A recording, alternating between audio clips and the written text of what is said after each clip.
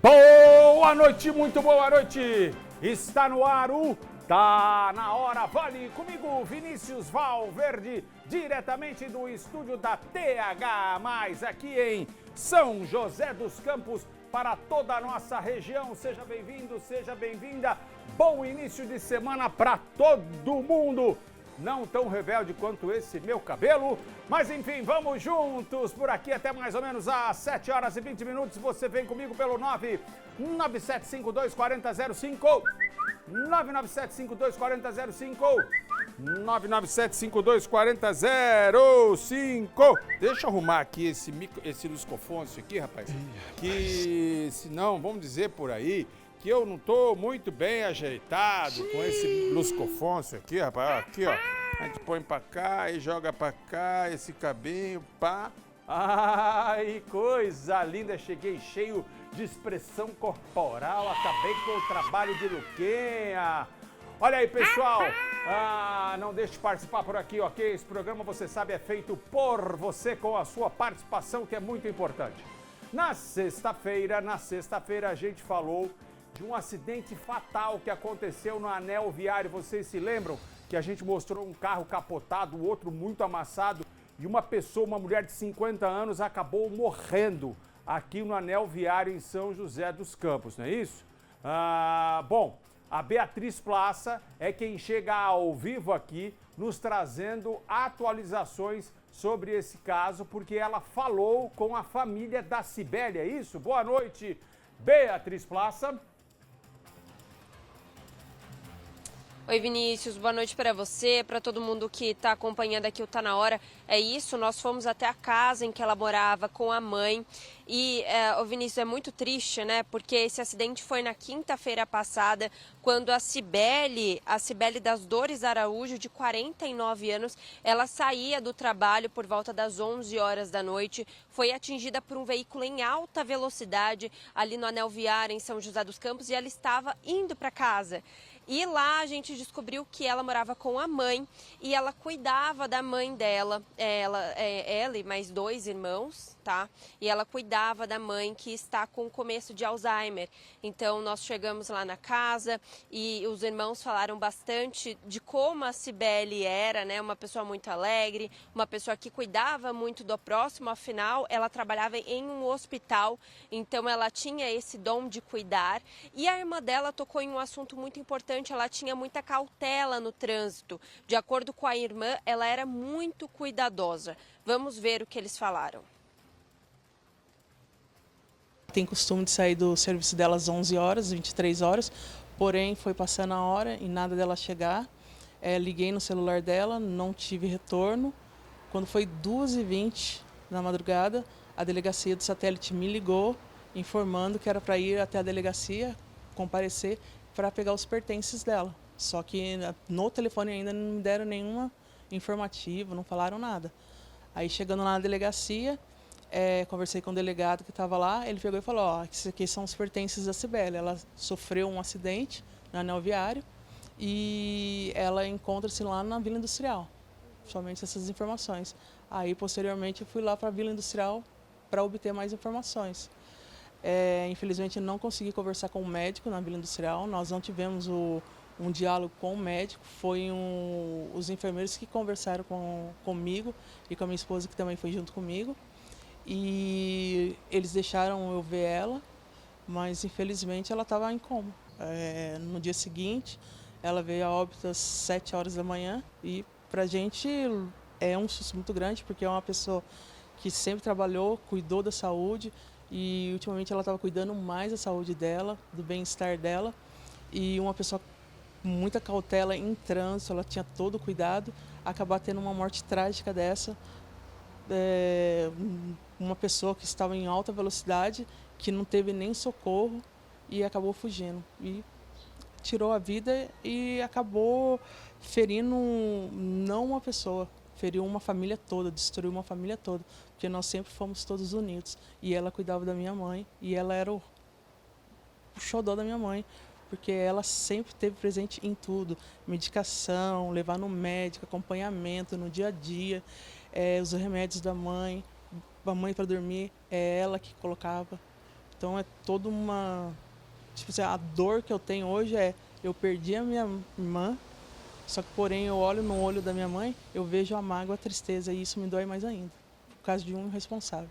Totalmente abalado, perdido pela situação, que foi algo bem drástico, caótico, abrupto, né? Essa situação, tá todo mundo perdido, né? Infelizmente. Até agora nada, nenhum apoio, né?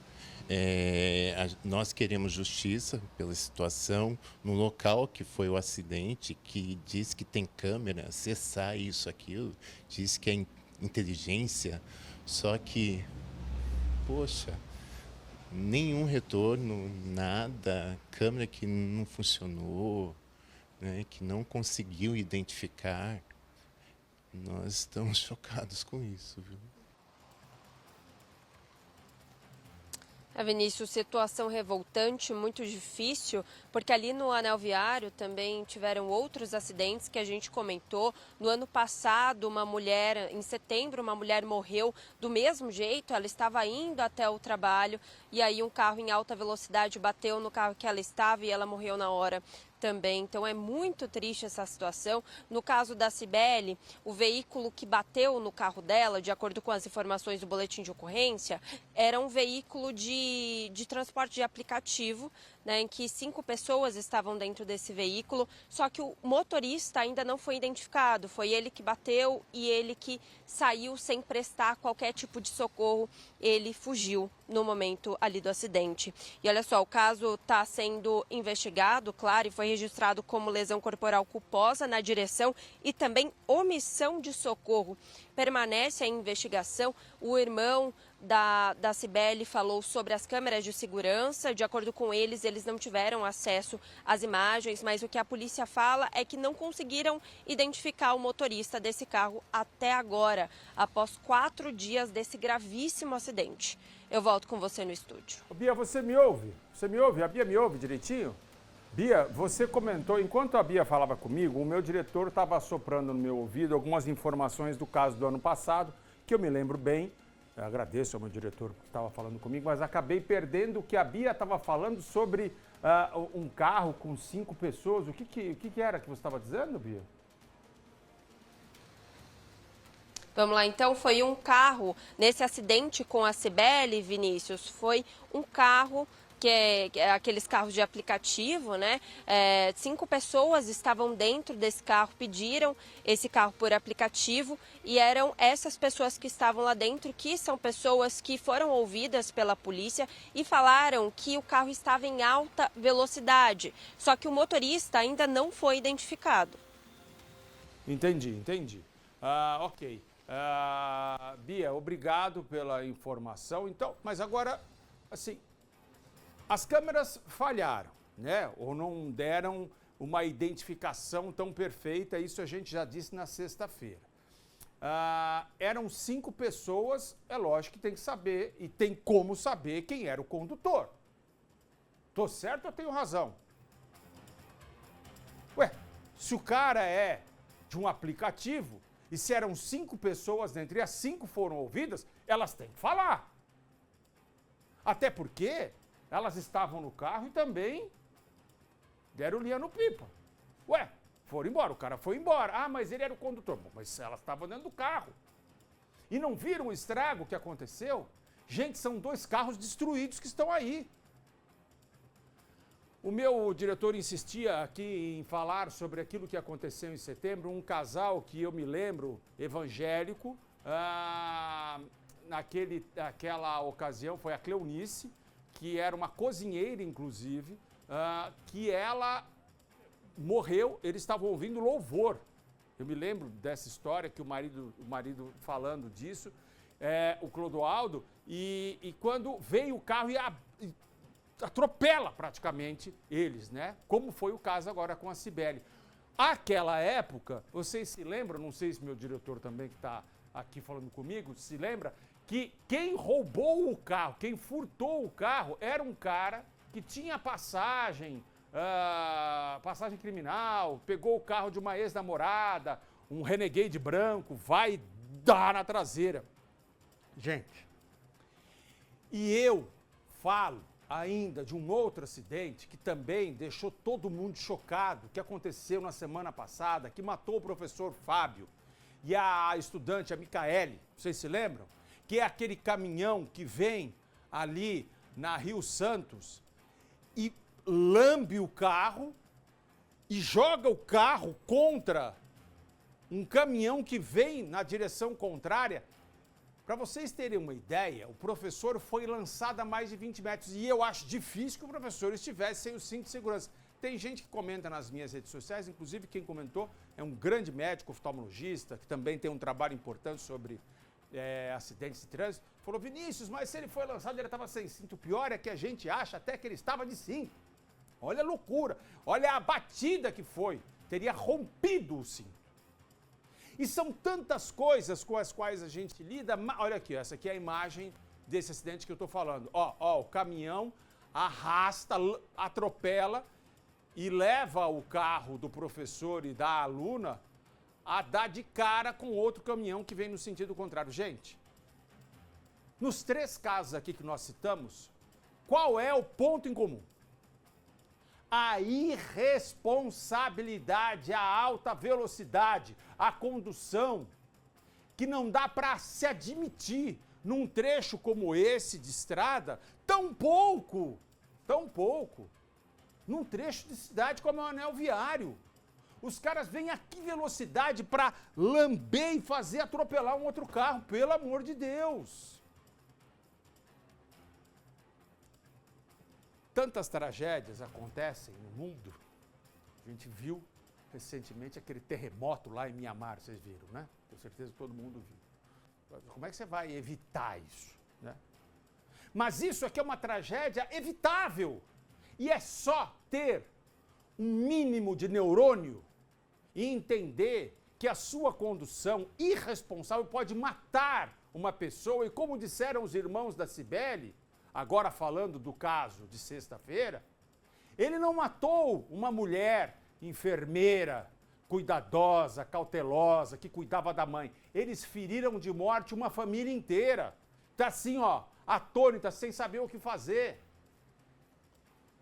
Uma mulher que cuidava de outras tantas pessoas, inclusive da própria mãe com início de Alzheimer, está morta, partiu dessa. Foi roubada, sacada de sua família de uma maneira trágica.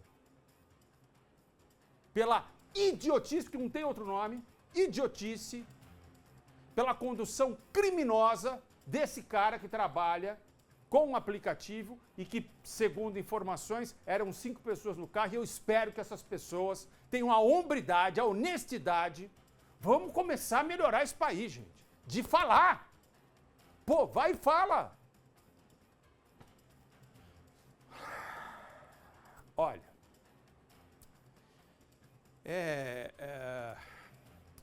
o irmão da Cibele ainda falou, né? Pô, as câmeras, cadê a CSI? Cadê as câmeras robóticas? A gente fica se perguntando. Exatamente isso, pô. Tá faltando gente para limpar a lente das câmeras? O que é? A gente fala agora de um caso que aconteceu em Ubatuba. Um turista foi morto neste final de semana. Ele era da Bahia e estava hospedado com uma família em um hotel na cidade de Ubatuba, mais especificamente na praia da Fortaleza, há cerca de 10 dias. De acordo com informações da polícia, ele estava em frente ao hotel, que é pé na areia, né? E 2 pessoas se aproximaram e o alvejaram, atiraram nele. Ele teria corrido para dentro do hotel e, segundo informações, os 2 seguiram atrás dele, atirando contra ele. Ele chegou a ser socorrido, mas não resistiu e morreu no local. A companheira dele disse que o homem já tinha sido alvo de uma outra tentativa de homicídio no ano passado. Segundo a polícia, o hotel tem câmeras de segurança e as imagens deverão ajudar nas investigações. O hotel não deixou ninguém se aproximar, não deixou ninguém entrar, até porque é claro que isso depõe contra um lugar que é vendido como um pequeno pedaço do paraíso, não é não? Né? Um hotel de frente para o mar. Aí, de repente, 2 homens chegam atirando e matam um hóspede. pô. É de cair para trás, né? Eu também, se fosse dono do hotel, também ia preferir que ninguém gravasse, para que isso não ficasse lá maculado na história do hotel. Mas a polícia tem acesso, claro, e deve ter acesso às câmeras e fará as investigações, e a gente espera que esse caso seja solucionado. Até porque, como a mulher disse, parece que o marido já era perseguido, já sofreu uma tentativa de homicídio. Em Caraguatatuba, a polícia está investigando a morte de um homem de 29 anos. Ele foi morto a tiros no bairro do Tinga. A esposa da vítima contou à polícia que ele saiu de casa falando que ia comprar um chip de celular.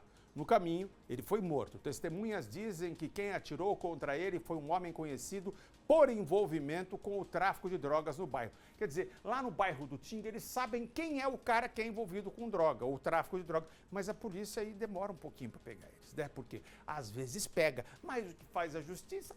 Solta ele. Solta ele. Solta, vai embora, tadinho dele. Tem que ir embora, coitado. É só uma vítima da sociedade. Um morador de rua foi morto em Caraguatatuba também. Testemunhas contaram para a polícia que ele se desentendeu com um comerciante e foi agredido. Durante a discussão, um amigo do comerciante chegou a mostrar uma arma para ele e para outro morador de rua que estava junto. Horas depois, esse amigo do comerciante teria encontrado com o morador de rua e atirado na cabeça dele. A vítima chegou a ser socorrida, mas acabou morrendo.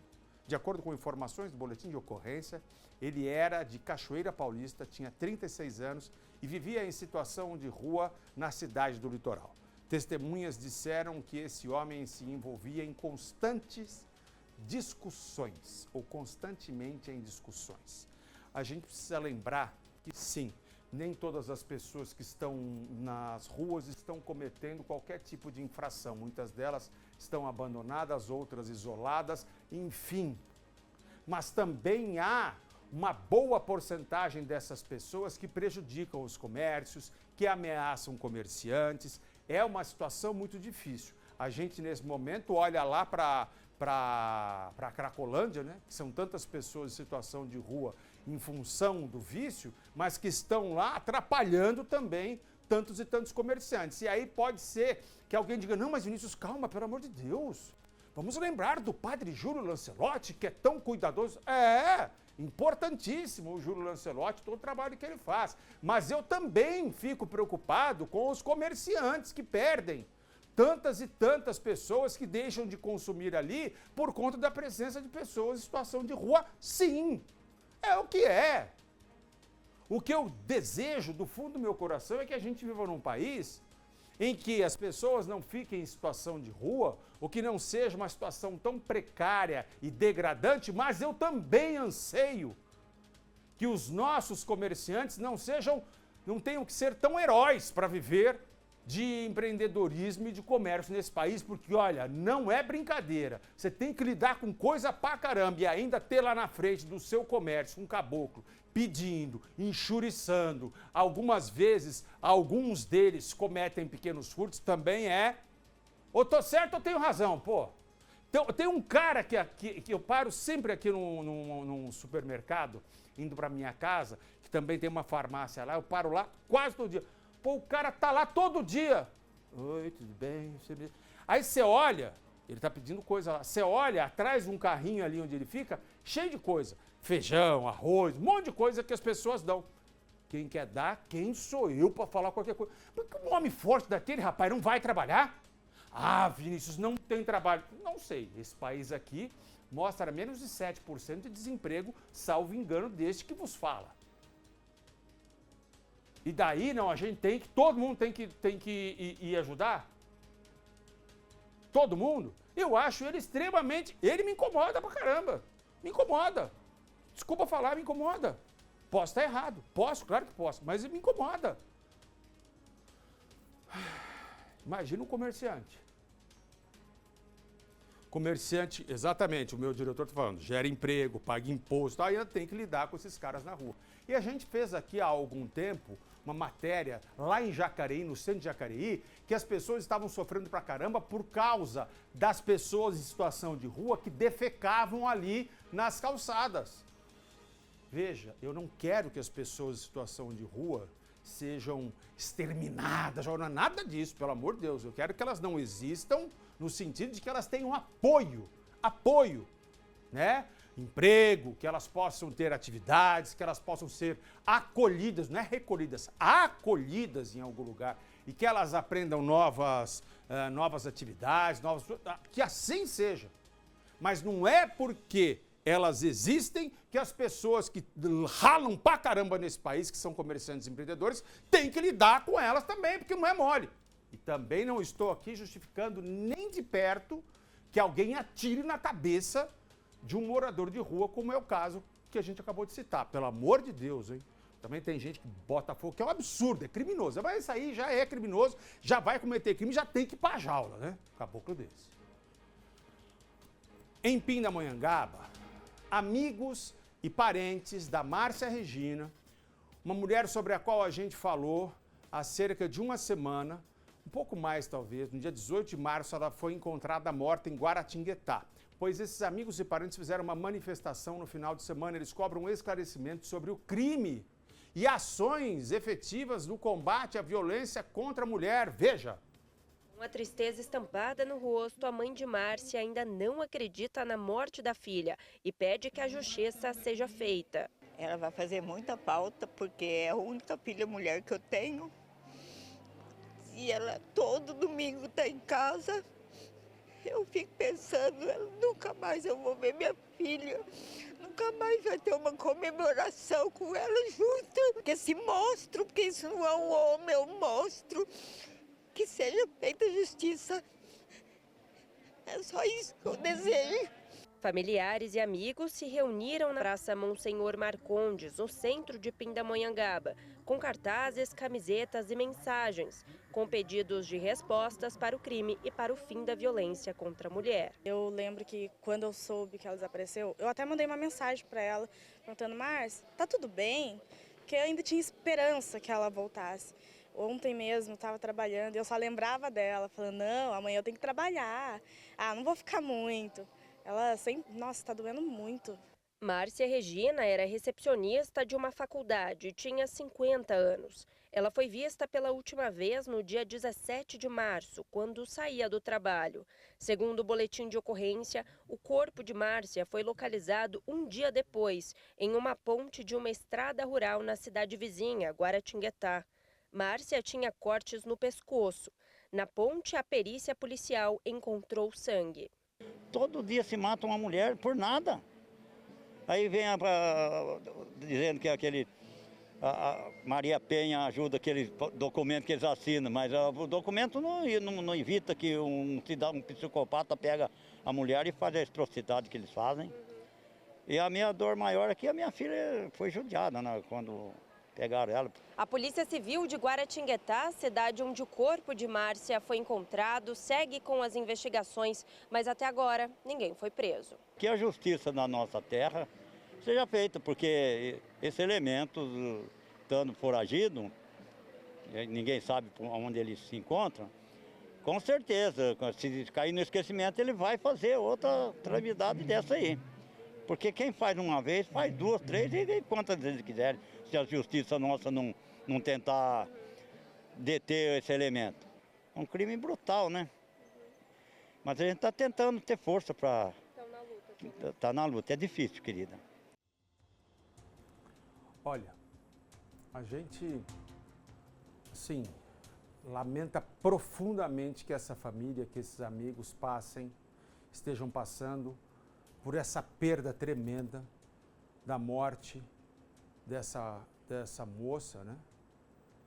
E eles falam aí sobre esse monstro, o que ele fez, ele está foragido, porque segundo os familiares, o principal suspeito seria o companheiro com quem ela tinha um relacionamento, segundo as amigas, bastante conturbado. Vocês viram aqui, ó, o silêncio protege o agressor e não protege a vítima, né? Disque 180, tá ali em cima, ó, Disque 180. A justiça tem sido falha. Eu não sei se vocês perceberam, o irmão e a irmã da Cibele, aquela moça morta naquele acidente terrível na sexta-feira, os irmãos dizem, nós queremos justiça. Agora, essa moça aqui, que era recepcionista de uma faculdade, salvo engano meu, chamava Márcia, tá aqui, Márcia Regina, tá escrito aí. A Márcia Regina foi morta. A mãe e o pai, dilacerados, falam o quê? Nós queremos justiça. E eu pergunto, cadê a justiça? Cadê a justiça? Ela vai ser feita? A polícia vai fazer o seu trabalho, a gente sabe, né? Lutando contra todos os obstáculos e percalços. E vão lutar demais contra aquele número enorme de casos não resolvidos nesse país. A polícia vai seguir fazendo o seu trabalho, porque todo dia entra coisa nova e eles ainda estão correndo atrás. A polícia vai fazer seu trabalho. A gente não sabe se esse trabalho será suficiente para esclarecimentos. Mas ainda que seja, e peguem o cara, quem cometeu essa atrocidade, ele ficará preso? As mulheres que sofrem ameaças têm a garantia, quando fazem lá, conseguem a medida restritiva, elas têm a garantia de segurança? Elas podem dizer que a justiça está sendo feita? Não. A justiça não é feita nem previamente, porque o justo é que o agressor já seja preso, tampouco a justiça está sendo feita a posteriori, né? Depois de acontecer um caso como esse aqui, que é uma tragédia, gente. Eu não sei se eu já contei para vocês, uma vez eu fui viajar, eu lembro que era a Copa de 2010 e eu fui à Espanha. Eu era solteiro, fui com um amigão meu, um irmãozão meu, um cara que eu tenho uma grande amizade, tinha uma dívida com ele também. Enfim, nós fomos viajar juntos, coisa de amigo mesmo e tal. E eu me lembro que, voltando de lá, eu liguei a televisão no hotel e estava uma comoção. Mostravam milhares, multidões de pessoas nas ruas da Espanha. Era em Madrid, era Barcelona, eu estava em Barcelona. Madrid, Barcelona, a Espanha estava parada. E eu perguntei, então, quando desci na porta do hotel, o que tinha acontecido. E o rapaz falou, nossa senhora, é que teve um assassinato gravíssimo, não se sabe quem foi, mas uma menina de 10 anos foi morta. Uma menina de 10 anos foi morta, que é um absurdo, uma coisa, uma atrocidade. O país parou, brother. Te juro, você ligava a televisão, estava tudo parado, mas eram multidões tomando as ruas. Você imagina se a gente for fazer manifestação pelos absurdos que acontecem nesse país? A gente já está parado há muito tempo. Mas não, a gente de alguma maneira normalizou toda essa loucura. Eu lembro também que logo que cheguei, esse era o último dia que eu estava em Barcelona, quando eu cheguei aqui, de manhã e tal, eu trabalhava na Vanguarda. Fui à Vanguarda, o jornal do meio-dia lá da Vanguarda, onde eu trabalhava, anunciou a morte de um rapaz que trabalhava numa floricultura, ele era o guarda noturno, para roubar um rádio que estava lá, o cara viu o tal guarda lá deitado, ele pegou a picareta, porque era uma coisa, e deu na cabeça do guarda. E na mesma edição daquele jornal, daquele dia, falavam de um casal encontrado morto, cujo suspeito era o ex-namorado da mulher. Dá para entender? A gente precisa, de alguma maneira, se organizar como sociedade e não aceitar mais essa loucura em que nós vivemos, em que tantas e tantas famílias pedem e imploram por justiça. Porque um maluco dirige de maneira criminosa, porque o outro maluco lá do caminhão também dirigiu de maneira criminosa, matou 2 pessoas, ele matou 2 pessoas, ele matou aquele professor, ele matou aquela estudante, mataram a Cibele aqui no Anel Viário, e agora a gente fala de uma recepcionista, uma mulher, que, como disse a mãe, não vai mais, nunca mais ver a família, nunca mais estará em nenhuma comemoração. E foi morta brutalmente, com golpes na garganta. Dá para entender como a nossa tolerância está diferente? A gente está aceitando muita coisa faz muito tempo nesse país. A gente está muito tolerante, gente.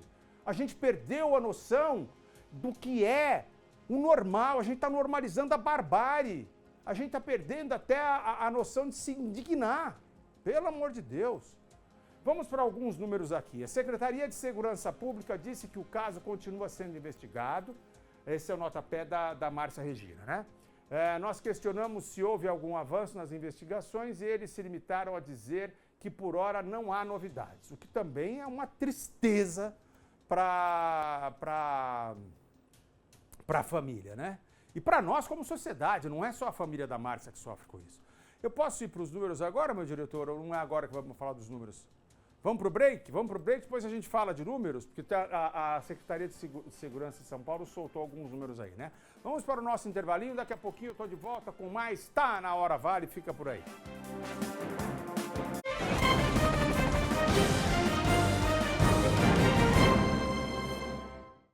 Você está assistindo Tá na Hora Vale. Oferecimento. O leite é pasteurizado e pasteurizado é Cooper. Com o cartão Saúde Santa Casa, você tem atendimento prioritário 24 horas. Tudo isso utilizando a infraestrutura da Santa Casa de Guaratinguetá. Adquira já o cartão Saúde Santa Casa. Muito mais benefícios para você e para sua família.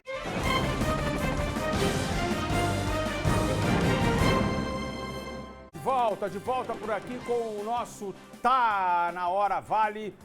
E a Secretaria de Segurança Pública de São Paulo divulgou dados de violência na nossa região no mês de fevereiro. Vejam aí no telão. Pode me cobrir, meu diretor? Pode me cobrir.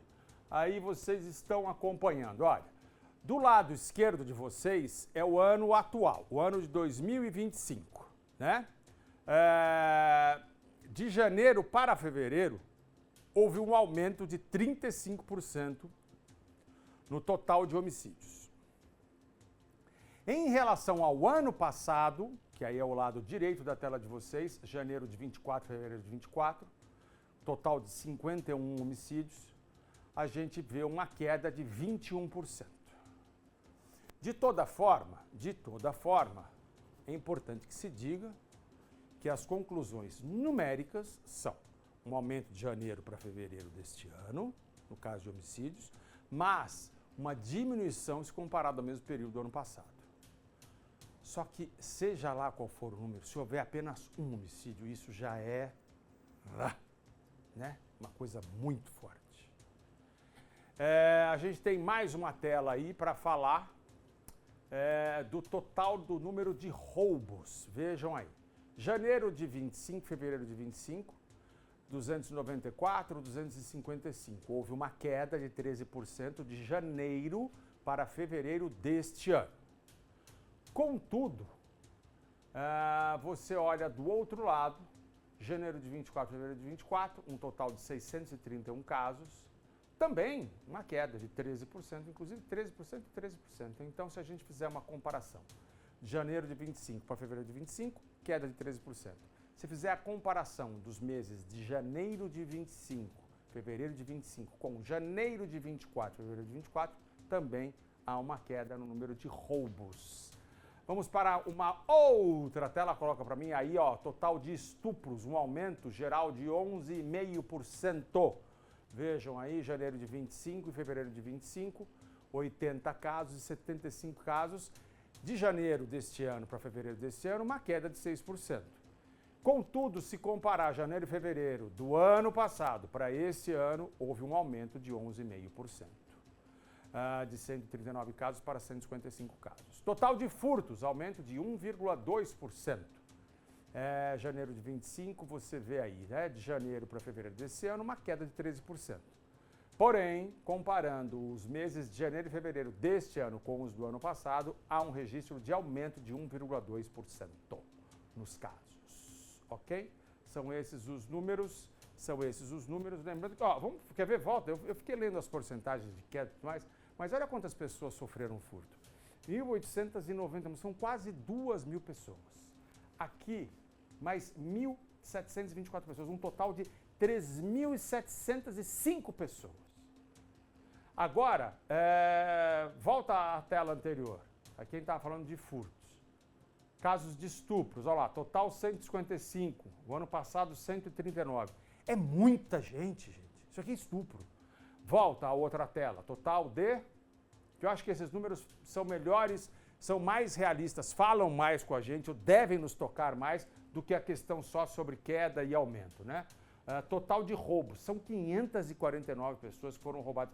Divide 549 por 60, quer ver? Eu vou fazer isso aqui, peraí que eu gosto de fazer essas coisas, ó. 500, eu sou chato mesmo, 549 dividido por 60, igual 9,15. Então, 9 pessoas foram roubadas por dia na região. É muita coisa. Aqui, ao ano passado, 631 pessoas. É muita coisa, gente. É muita coisa. Dá uma média de umas 2 horas, cada 2 horas e meia. Isso que a gente não está contando da madrugada, né? Que o pessoal tem que estar dormindo. Né? O dia ali, Em Caçapava, a prefeitura vai ajudar financeiramente mulheres vítimas de violência. O Pedro Coralha é quem nos dá mais detalhes dessa ação. Veja. Em Caçapava, um novo serviço para atender a mulher vítima de violência doméstica. Uma parceria feita com a prefeitura e também o governo do estado de São Paulo oferece agora a essa mulher uma bolsa auxílio de R$ 500 para o aluguel. Nós conversamos com a secretária de Desenvolvimento Social da cidade, a Maria Tereza, que explicou como todo esse serviço funciona aqui na cidade. O nosso serviço aqui do município, o CREAS, existe já há mais de 10 anos e atende as mulheres vítimas de violência. E o aluguel social, ele vem agregar uma proteção maior e mais efetiva às mulheres, né? O programa existe agora, nós iniciamos em janeiro a capacitação da equipe, agora em março foi feita toda a documentação necessária com essa parceria do governo do estado, agora no dia 25 o prefeito assinou, né, o aceite, a adesão. O prefeito Ian Lopes fez essa adesão e nós agora estamos iniciando a inserção. Como vai ser feito isso? A equipe técnica do CREAS, juntamente com a coordenação, vai realizar o atendimento, já faz o atendimento. Agora, por conta desses critérios, que é uma mulher vítima de violência, moradora de Caçapava, que tem uma renda familiar de até 2 salários mínimos e que esteja com uma medida protetiva, né, são alguns dos critérios elegíveis, ela sendo acompanhada pela equipe do CREAS, a equipe vai inserir os dados no sistema e a partir do aceite do governo do estado, essa mulher vai ter direito a R$ 500 mensais por 6 meses, podendo ser prorrogado por mais 6 meses, para que ela possa estar num espaço protegido longe do seu agressor, que normalmente é a pessoa com quem ela mora, reside, né? E nós já tivemos casos de feminicídio em Caçapava, é uma situação muito grave, séria, e o aluguel social vem realmente ao encontro de uma efetivação maior da proteção. Aquelas mulheres interessadas ou que já estão em acompanhamento no nosso serviço, podem procurar o CREAS, que fica aqui à Rua Comendador João Lopes, 615, no centro de Caçapava. Nosso serviço está cada dia mais empenhado, né, em garantir a proteção a todas as mulheres vítimas de violência. De Caçapava, Pedro Coralha para TH+ SBT. Olha, toda iniciativa eu acho louvável, ainda mais se essa iniciativa é em favor dessas mulheres, dessas vítimas. Mas R$ 500 é só uma ajuda, né, gente? R$ 500 é só uma ajuda. Vamos falar o que é verdade? A mulher consegue se libertar das amarras financeiras às quais ela está ligada com R$ 500. Mas, vamos embora, é isso aí, vamos melhorar. Vocês lembram daquele caso de um motociclista que morreu depois de ser atropelado por um caminhão de mobilidade urbana de Taubaté? Na verdade, um caminhão que estava prestando serviço à parte de mobilidade lá de Taubaté? Bom, nós conversamos com os familiares do João Gustavo, de 19 anos. À época nós falamos com amigos e tal, né? Um absurdo que acontece ali, porque o caminhão entra sem dar sinal, entra sem dar chance para que o João conseguisse desviar e o João acabou morrendo. Nós temos novidades sobre esse caso. O prefeito de Taubaté, Sérgio Victor do Novo, instaurou o processo administrativo de sindicância para a apuração de possíveis irregularidades e eventuais responsabilidades funcionais nesse acidente de trânsito envolvido o servidor público municipal. Aí também foi feita uma modificação com sinalização no solo, tudo mais, né? Porque diziam que era um lugar muito perigoso mesmo.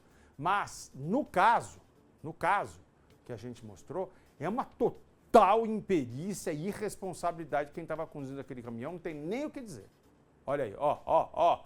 Ele não dá sinal e entra, oi! Estava olhando para onde? Esse abençoado.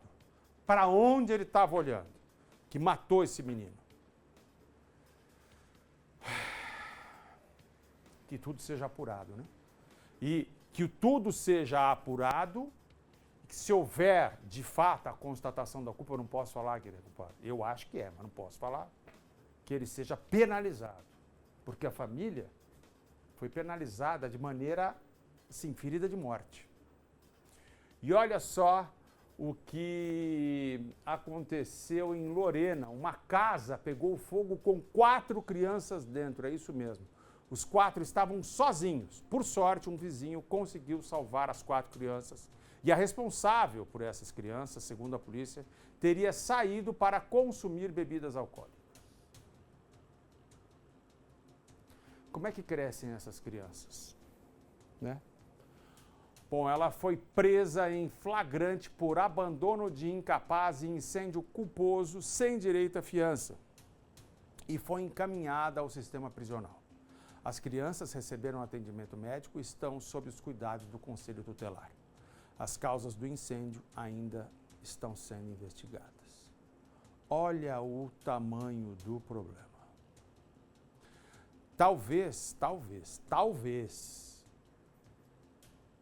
esse incêndio que quase matou essas crianças tenha sido a maior libertação delas, porque viver sob a falta de cuidado de uma mulher que sai para beber e deixa as 4 sozinhas, talvez fosse a grande pena já pela qual elas passavam.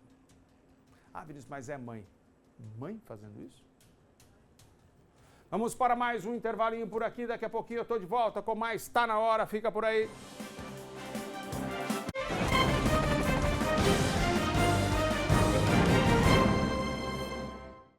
Você está assistindo Tá Na Hora Vale. Oferecimento. O leite é pasteurizado e pasteurizado é Cooper.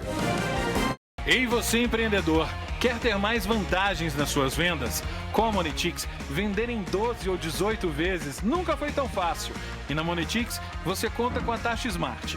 Com ela, você pode fazer o repasse total ou parcial da taxa da venda para o comprador e até mesmo vender parcelado com taxa zero. Fale conosco no WhatsApp 0800 500 0021 ou visite monetixbr.com. Monetics, sua parceira para vender mais e melhor. No TH Mais Notícias, você confere tudo da política e da economia, da região e do país.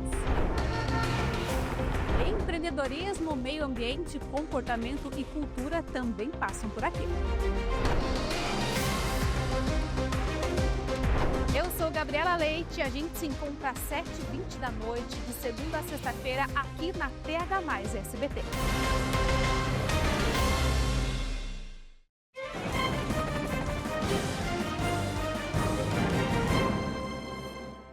De volta por aqui com o nosso Tá Na Hora. Vinícius, Débora de Taubaté, meu marido Lindolfo e eu estamos ligados. Tá Na Hora, parabéns pelo programa, obrigado. Abraços para a minha família Edivane, Rian e Levi. Beijos para vocês aí. Moradores da Vila Tatetuba, aqui em São José dos Campos, pediram nossa ajuda. Um buraco, que é uma cratera, né? Era pequeno em dezembro, mas agora, depois de 3 meses, se transformou num buracão, bicho. E na velocidade que ele ficou maior, o medo dos moradores também cresceu. Veja só o que aconteceu. O carro do Kevin ficou após o alagamento que atingiu a Vila Tatetuba no último dia 26 de março. Mandei o carro para limpeza, nada de sair aquele cheiro ruim. Acabou, meio que perdi o carro, tive que passar ele para frente. No meio do bairro, uma cratera se abriu e os moradores estão indignados. Dona Rosângela mora há anos no mesmo lugar e relata que os problemas quando chove muito são bem antigos. Eu moro aproximadamente 40 anos e sempre tivemos problema com essa enchente. É questão de um mês atrás, nós estávamos com um buraco bem pequenininho, e o tal se transformou na situação que está hoje. No ano passado, nós também estivemos no mesmo local para cobrir um outro alagamento. A Raíza também atendeu nossa equipe em 2024 e está indignada por um problema que nunca foi resolvido. Na verdade, eu tenho 31 anos e esses 31 anos presenciando a enchente aqui nesse bairro, né, nessa rua. E fora que a população também perde bastante coisas, né? Então, é uma coisa que todo ano a gente está passando por isso, passa na televisão, passa em vários lugares, mas nunca resolve nada. Nós viemos até a Rua dos Tucanos, aqui na Vila Tatetuba, para mostrar a situação que todo o bairro ficou após a chuva da última quarta-feira.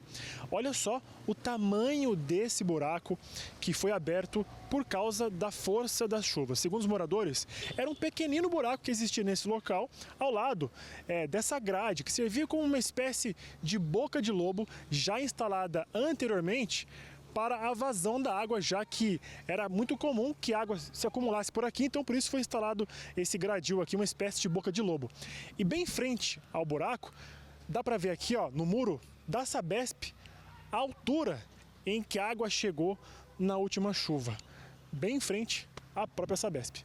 Um problema antigo e que com o passar do tempo só tem piorado. Os moradores que ainda se unem para tentar um ajudar o outro, mas é complicado. Ninguém dá satisfação de nada, a gente chama aqui para resolver, fala que já foi aberto um protocolo, mas a gente não tem satisfação do que está acontecendo. Piorou depois da enchente, porque era um pequeno buraco.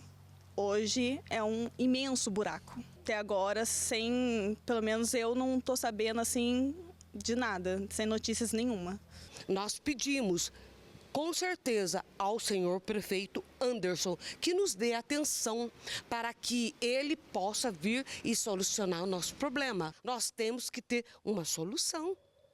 Senhor prefeito, aonde o senhor está que não está olhando por nós?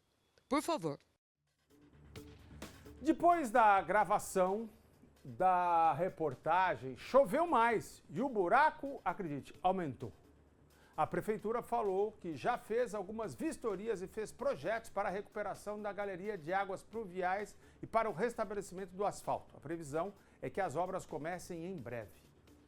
Famosa nota que não diz nada, né? Vocês se lembram daquela frase atribuída ao Pero Vaz de Caminha, que teria escrito uma carta dizendo que no Brasil, em si plantando, tudo dá, né? Falando da força da nossa terra. Mas a gente pode dizer também aqui, no Brasil, em se esburacando, tudo cresce, porque chove e vai se esburacando e vai crescendo. É uma beleza, nada vai para trás, tudo vai aumentando. Que absurdo, quanto sofrimento e quanto descaso, não é mesmo? Deixa eu ver aqui quem me escreveu, nossa, quantas mensagens, obrigado, adoro assistir você, Taubaté, Luciana, muita violência por aqui em Taubaté, Pousada do Vale, manda beijo para a sogra Ernestina, beijo, Vitória Regina de Cajamar e muitos outros, pedem justiça, cadê a justiça?